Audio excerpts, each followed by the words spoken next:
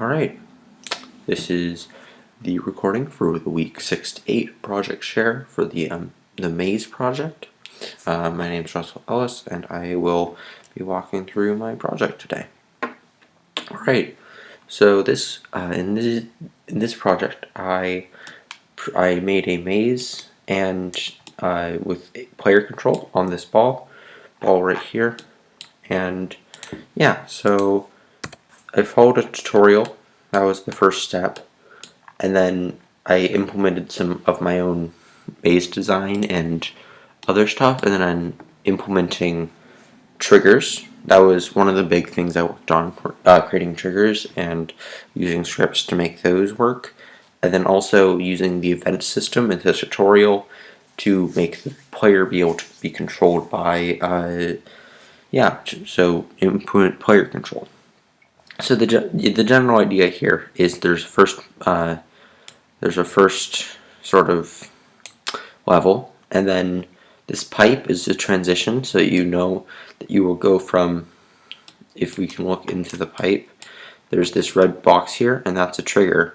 And when the trigger goes, because before the trigger goes, the bottom level isn't there, and then as soon as the trigger goes, the pipe appears and the level appears and our level disappears, and that's kind of my low level amount of like levels transition, I guess. One thing that worked here actually is the triggers I got pretty easily, and those are pretty easy to implement, and I actually quite enjoy using them, and I think that's pretty good. One thing that was a little confusing to me though was the control system, and I understand how to implement it, sort of. Probably need to go back to the tutorial a bit more, but it's a bit rough because if I have problems with it, I don't know how to understand. I don't know really exactly know how to understand it currently, so that's something I need to work on.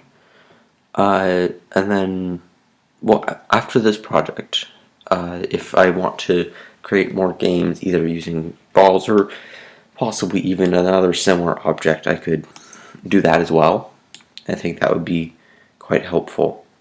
And yeah, so that's one thing I could do from here. And I added a bit more bonus content at the end because I had a bit more time, so that's where the second level came from. And that implements a trigger system to put you into the tube and bring you down onto the second level. And while it isn't transitioning the scene, I didn't feel like I had enough time to implement transitioning a scene and then also making another level, because level design, even though it's pretty bad level design, it still requires a bit of thought to just even copy paste stuff and move it around into good spots.